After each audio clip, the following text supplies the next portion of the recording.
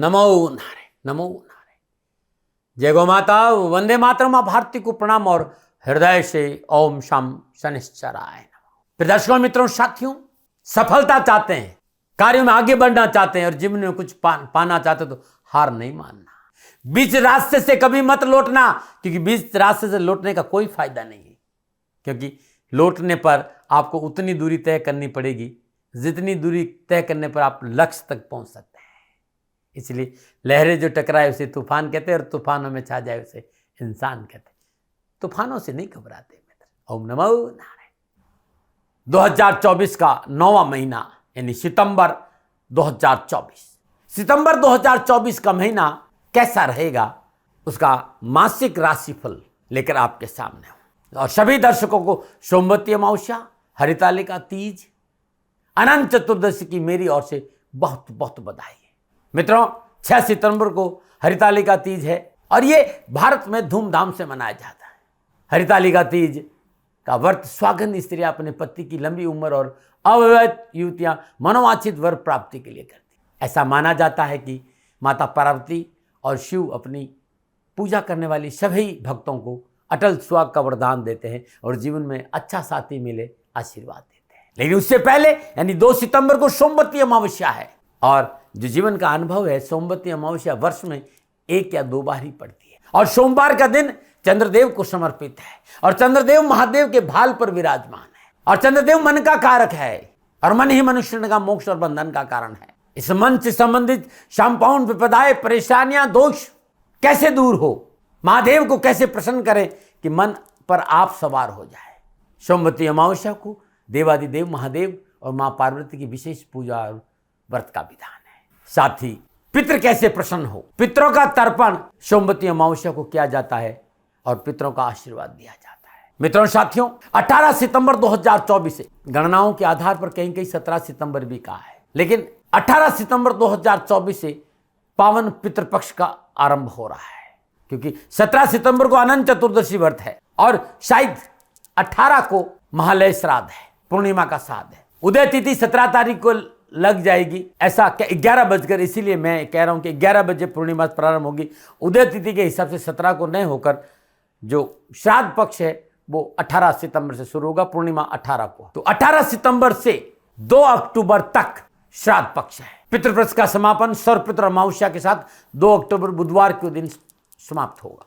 क्या कुछ है इस बार खास पितृपक्ष में, और लाल किताब के अनुसार पितृपक्ष ऋण चुकाने के लिए क्या क्या उपाय, ये सारी चर्चाएं इस बार मैं करूंगा।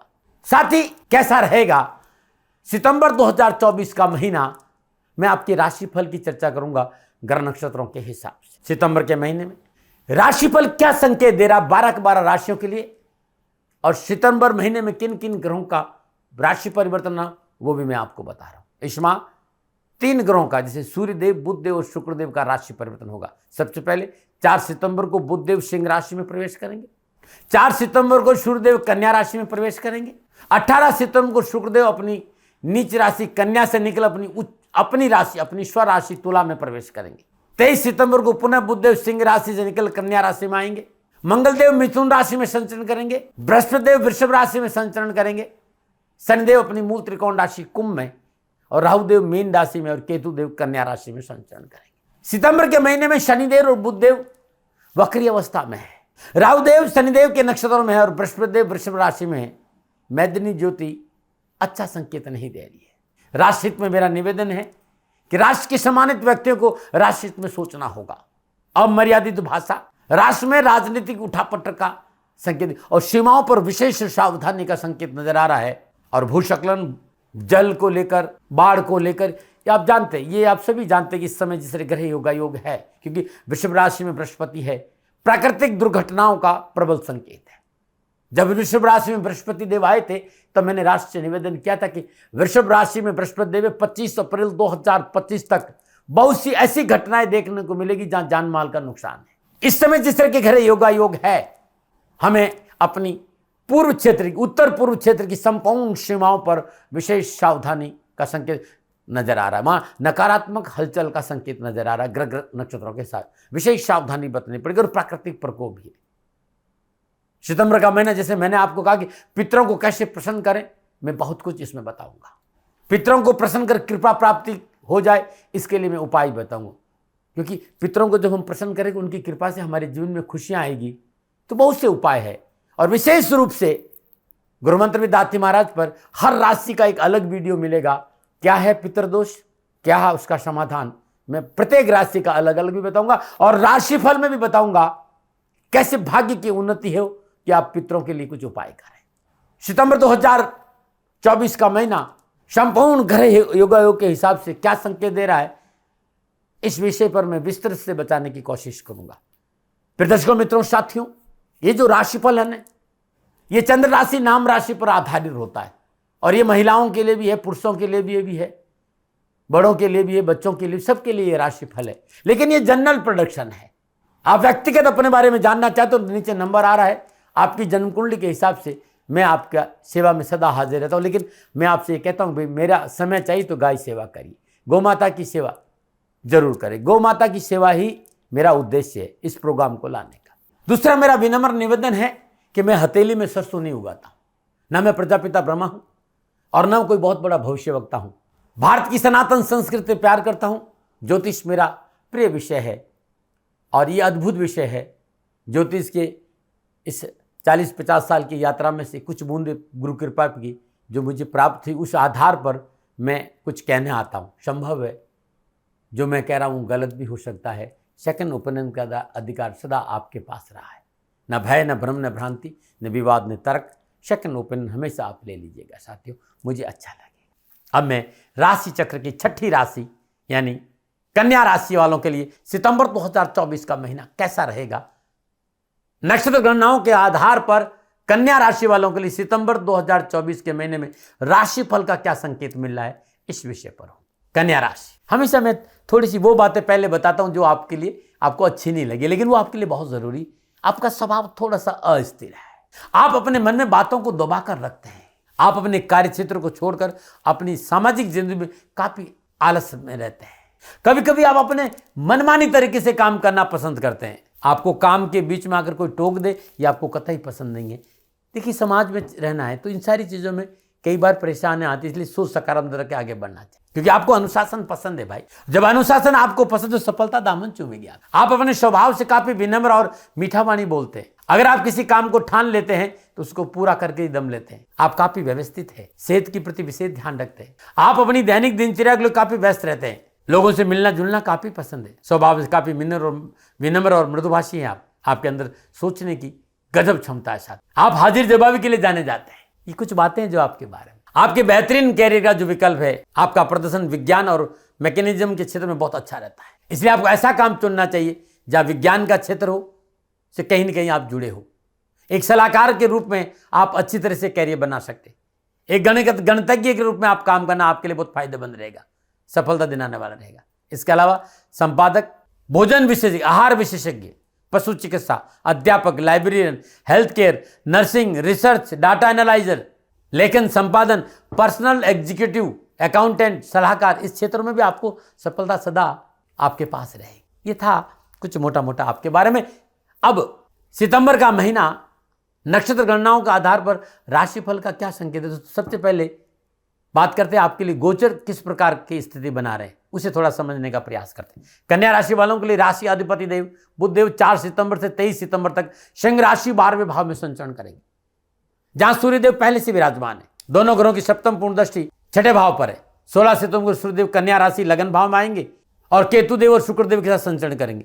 18 सितंबर को शुक्रदेव तुला राशि दूसरे भाव में संचरण करेंगे और 23 सितंबर को लग्नाधिपति बुध देव कन्या राशि लगन भाव में संचरण करेंगे और सप्तम दृष्टि से सप्तम भाव को देखेंगे।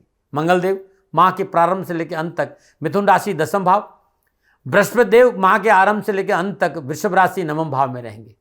शनिदेव अपनी मूल त्रिकोण राशि कुंभ में वक्री अवस्था में 6ठे भाव में संचरण करेंगे और राहुदेव मीन राशि 7वें भाव में संचरण। यह है कन्या राशि वालों के लिए सितंबर 2024 के ग्रह योगायोग। अब इन ग्रह योगायोगों को मोटा मोटा अपन देखते हैं। तो मोटा मोटा यदि मैं ध्यान से देखूं तो ऐसा नजर आ रहा है कि कन्या राशि वालों के सितंबर का महीना पहले से क्या अचरात भरा रहेगा। सफलता के दृष्टिकोण बढ़िया संकेत में लाभ प्राप्ति के मिलने। इस महीने सोच सकारात्मक रहेगी, आत्मबल मजबूत रहेगा, निर्णय क्षमता काबिल तारीफ रहेगी, लगन में शुक्रदेव का संचरण भले ही नीच राशि में है, लेकिन लगन में कोई भी ग्रह कुछ न कुछ लाभ अवश्य देता है। नौकरी, कामकाज, व्यापार के दृष्टिकोण से महीना आर्थिक पक्ष की सुदृढ़ता का संकेत दे रहा है। कारोबारी यात्राएं लाभदायक रहेगी। यात्रा में उत्तम और प्रतिष्ठित लोगों से जनसंपर्क बढ़ेगा और मनोभिलाषों की पूर्ति के साथ निजी संबंधों में इस महीने कुछ न कुछ अच्छा कर गुजरने का मौका मिलेगा। निजी संबंध विवाह में परिवर्तित हो सकते हैं। मन की बहरत की हलचलें शांत होगी, लेकिन जीवन साथी रिश्तों में पवित्रता और परिशुद्धता अपेक्षित है। किसी तरह का रिश्तों में अनैतिकता, छुपाव, धोखा, बनी बनाई साख खराब कर सकता है।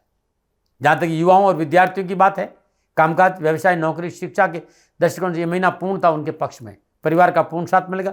जिस तरह के घरे योगायु एकाग्रता भंग नहीं हुई और परिवार की सलाह पे काम किया, इस महीने युवा और विद्यार्थियों को कैरियर में, नौकरी में, शिक्षा के क्षेत्र में अच्छे सुअवसर मिलेंगे।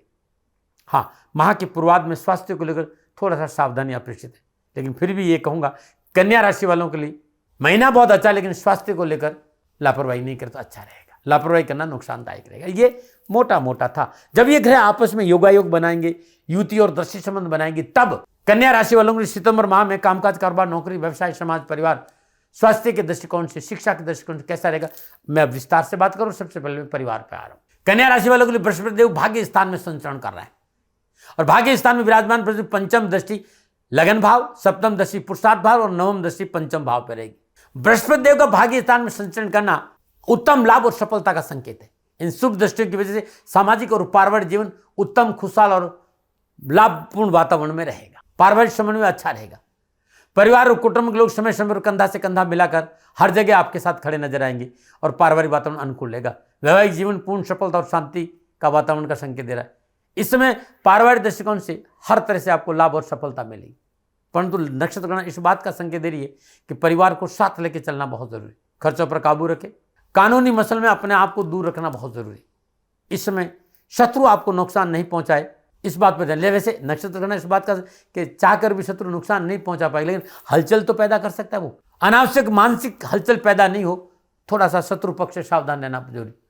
परंतु एक बात जरूर कहूंगा कि शत्रु आपका नुकसान नहीं कर सकता। हाँ, भाई बहनों के स्वास्थ्य को लेकर समस्या नजर आ रही है, इसमें लापरवाही नहीं करिए, क्योंकि मंगलदेव दसम भाव में विराजमान होकर सप्तम दृष्टि चतुर्थ भाव को देख रहे, चतुर्थ दृष्टि से लगन भाव को देख रहे, अष्टम दृष्टि से पंचम भाव को देख रहे हैं। थोड़ा सा सावधान। वैवाहिक जीवन अच्छा रहेगा, जीवन साथी से तालमेल अच्छा रहेगा, फिर भी जीवन साथी से कटुता नहीं आए, इस बात का भी थोड़ा सा आपको ध्यान रखना पड़ेगा। ये था परिवार के बारे में। अब चलिए कामकाज, कारोबार, नौकरी और आर्थिक दृष्टिकोण से क्या संकेत मिल रहा है।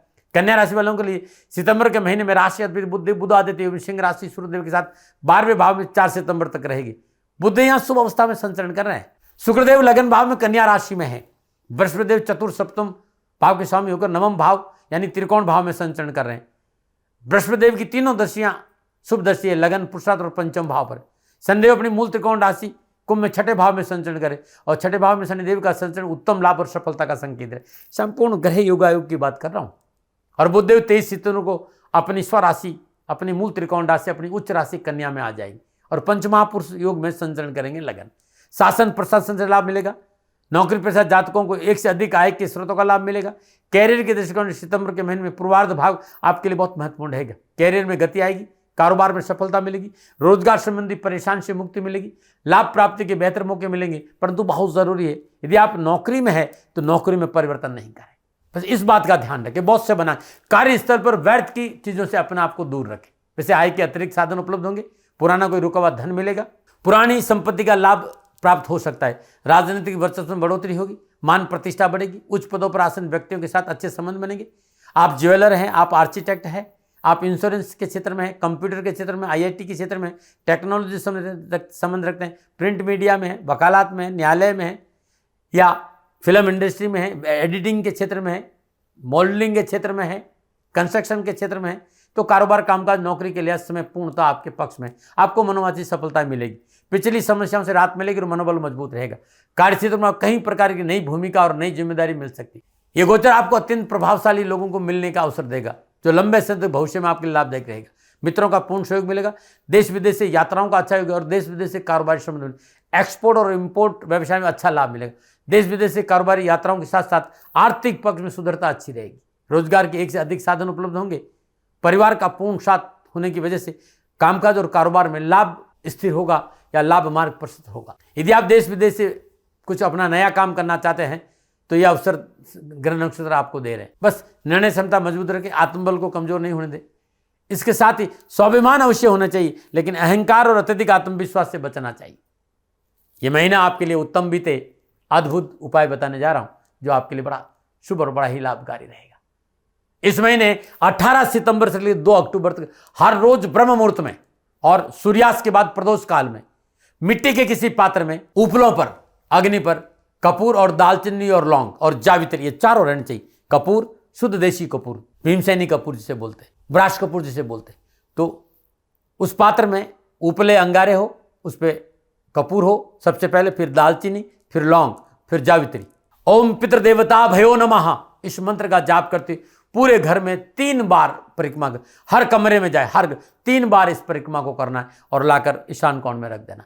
ये सुबह भी करना है और शाम को प्रदोष काल में भी करना, लगातार 15 दिन करना है। घर की संपूर्ण परेशानी से छुटकारा मिल जाएगी। अद्भुत है जो कभी खाली नहीं गया है। कन्या राशि वालों, श्रद्धानुसार साबुत मूंग रात में भिगो दीजिए और सुबह सुबह ब्रह्म मुहूर्त में जल को पीपल के पेड़ में डाल देना, और जो मूंग है साबुत जो भिगोया वो आप पक्षियों को डाल दीजिएगा। ये इस महीने हर रोज करिएगा, कष्ट परेशानी दुखों से छुटकारा मिलेगा और भाग्य आपकी पक्ष में। ये भाग्य में उन्नति के उपाय बता रहा हूँ, बहुत अद्भुत है इस महीना आपके लिए। और एक छोटा सा सुंदर मंत्र है जो हर रोज सुबह और शाम 3 माला या श्रद्धानुसार माला जाप करना। ओम महामंत्राय च विद्महे वाराय मनोराय धीमहि तनो उन्मत्त भैरव प्रचोदयात्। ये भैरव की अद्भुत गायत्री है, उन्मत्त भैरव। ओम महामंत्राय च विद्महे वाराय मनोराय धीमहि तनो उन्मत्त भैरव प्रचोदयात्। सुबह शाम इस मंत्र का जाप करेंगे तो जीवन में खुशी आएगी, विघ्न बाधा परेशान से छुटकारा मिलेगा। नमो नारायण। अब मैं युवा और विद्यार्थियों की बात करूंगा। कैरियर और एजुकेशन के हिसाब से युवा और विद्यार्थियों के लिए कामकाज, कारोबार, नौकरी, शिक्षा के दर्जन सफलता के लिए थोड़ी सी मेहनत, थोड़ा सा परिश्रम, थोड़ा सा संघर्ष है, लेकिन मेहनत, परिश्रम, संघर्ष का पूर्ण फल और लाभ आपको मिलेगा। हाँ, बहुत जरूरी है इस महीने कैरियर और एजुकेशन में मन नहीं भटके, आपको प्रयास करना होगा। माता पिता की आज्ञा का पालन करना पड़े और तथाकथित मित्र मंडल से सावधान रहना पड़े। लेकिन उच्च शिक्षा में अध्ययनरत विद्यार्थियों के लिए विशेष रूप से तकनीकी क्षेत्र, computer, mass communication, electronic, multimedia और शोध से जुड़े विद्यार्थियों को पूर्णतः समय लाभ का संकेत। आप मेडिकल के क्षेत्र में और उच्च शिक्षा में है तो तथाकथित मित्रों से सावधान जुड़े। आप युवा है, कामकाज, कारोबार, नौकरी को लेकर कोई प्रतियोगी परीक्षा की तैयारी कर रहे हैं या कोई नया व्यवसाय शुरू करें, समय अनुकूलता का संकेत दे रहा है। नमो नारायण। कन्या राशि वालों के लिए सितंबर का महीना स्वास्थ्य के दृष्टिकोण से राहत भरा रहेगा। देवगुरु बृहस्पति की पंचम दृष्टि लगन पर है। लगन आप है और आपका स्वास्थ्य को लेकर लगभग सितंबर का महीना मुझे ठीक ठाक नजर आ रहा है।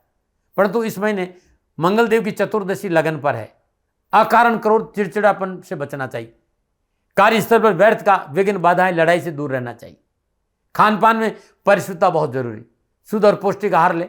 हेल्थ के प्रति थोड़ा जागरूक रहे तो अच्छा रहेगा। आंखों को लेकर, हड्डियों को लेकर, जोड़ों को दर्द को लेकर इस महीने लापरवाही नहीं करें। कोई पुरानी बीमारी है तो डॉक्टर को तुरंत दिखाइए और दवा जरूर लें। मौसमी बीमारी से सावधान रहें। मानसिक तनाव को अपने ऊपर हावी नहीं रहने दो, अच्छा रहेगा। क्या करें? ओम ब्राम ब्रीम ब्राम स बुधाय नमः, बुध देव के बीज मंत्र का जाप करना उत्तम रहेगा। इसके साथ बृहस्पति देव का बीज मंत्र भी जाप करेंगे तो कैरियर, कारोबार, नौकरी संबंधी परेशानी से छुटकारा मिलेगा। हर बुधवार को श्रद्धानुसार हरी इलायची आप लोगों को बांटेंगे, कष्ट, परेशानियां, दुख नहीं आएगा। नमो नारायण। मित्रों और साथियों, आप चाहते हैं कि पितरों की कृपा आप पर रहे, पितर प्रसन्न हो और पितरों की कृपा से कैरियर, कारोबार, नौकरी, व्यवसाय में सफलता मिले, तो पितरों को लेकर मैं आपके लिए, वो कन्या राशि वालों के लिए बहुत विस्तार से एक वीडियो गुरुमंत्र दाती महाराज पे डाला है, उसे आप जरूर देखें। 18 सितंबर से 2 अक्टूबर तक पितृपक्ष रहेगा, श्राद्ध पक्ष रहेगा। आप चाहते हैं कि आपके पितर प्रसन्न हो तो ब्रह्म मुहूर्त में मिट्टी के पात्र में गाय के जो गोबर के उपले हैं उन पर कपूर, जावित्री, लौंग और थोड़ा सा गूगल डाल दी। सुबह और शाम अपने घर में धूप करने से पितृदेव प्रसन्न होंगे।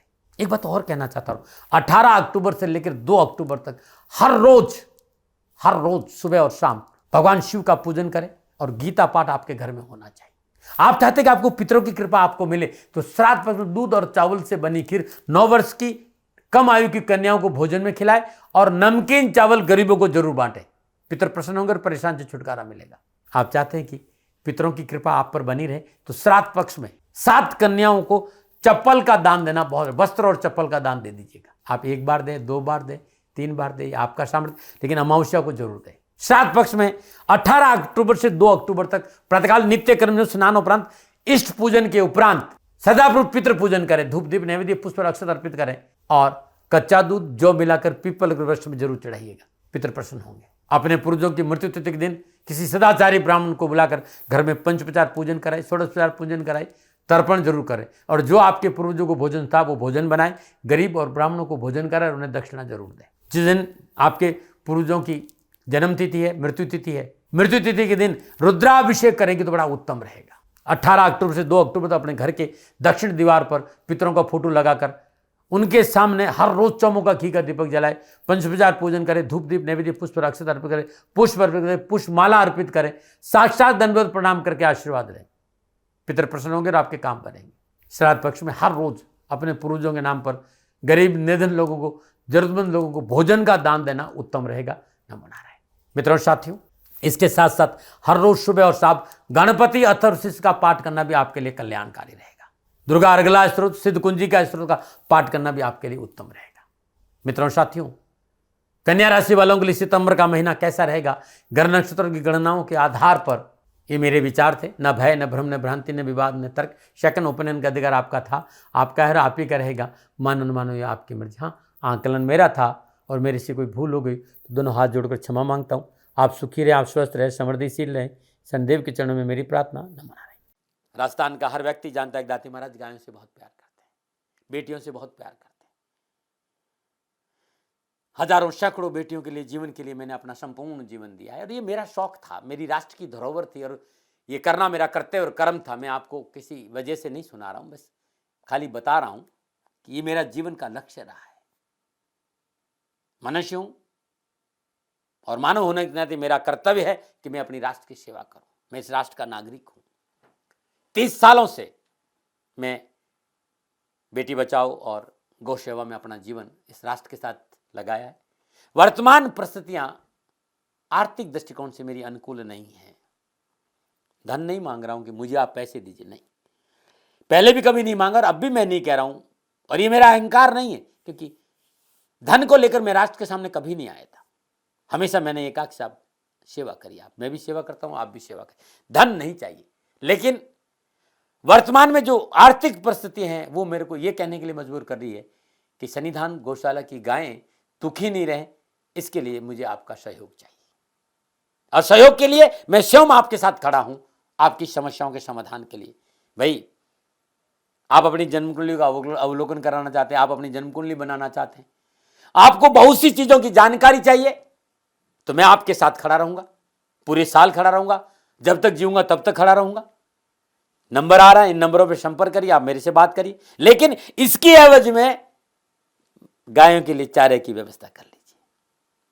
और इसीलिए मैंने कहा था कि भाई थोड़ा दिन इस समय मैं परेशानी में हूं और मेरी गायें चारों को लेकर थोड़ी सी परेशान हैं। ऐसा हृदय से आया, लोगों ने कहा कि राष्ट्र आपसे प्यार करता है दाती महाराज, एक बार निवेदन करिए। तो मैं दान नहीं मांग रहा हूं, फिर भी मैं अभी भी मेरा ये अहंकार नहीं है साथियों, मेरा राष्ट्र सर्वोपरि है। मैं ये नहीं कह रहा हूं, मैं ये कह रहा हूं मैं परिश्रम करूंगा आपके लिए और परिश्रम के एवज में गायों के लिए चारे की व्यवस्था करिए। शनि भगवान आपकी रक्षा करे और आपका जीवन सदा खुशियों से भरा रहेगा, ऐसा मेरा निवेदन। और वे लोग जो सक्षम है, सामर्थ्यवान है और जिन्हें दाती महाराज के ज्योतिषीय समाधान की आवश्यकता नहीं, तो उनको मेरा प्रणाम, क्योंकि बहुत से लोगों को मैंने देखा है पिछले 1 महीने में लगभग 20 से 25-50 लोग ऐसे भी हैं। मैं उन सब के प्रति अपना आभार प्रकट करता हूं और ये सहयोग मैं जीवन भर याद रखूंगा। मित्रों, समय ऐसा है कि मेरी परिस्थिति आर्थिक दृष्टिकोण से अनुकूल संकेत नहीं दे रही है, इसलिए मैंने राष्ट्र से कहा कि सन्निधान गौशाला में परेशानी नहीं चाहिए। सरकार सपोर्ट कर रही है, अपनी सीमाओं में रहते हुए जो सरकार करती है, लेकिन उससे पूरा नहीं पड़ता है, ये आप भी जानते हैं। शासन की अपनी एक सीमा है और अपनी मर्यादा है और शासन के पास और बहुत से काम है, लेकिन फिर भी मैं आप सभी का धन्यवाद देते हुए हृदय से पुनः एक बार निवेदन करना चाहता हूं कि आपको लगता है कि दाती महाराज के साथ सन्निधान गौशाला में खड़ा रहना है, नंबर है, जरूर सहयोग करें। मेरा कोई दबाव नहीं है, प्रार्थना थी। ओम नमो नारायण। ओम नमो।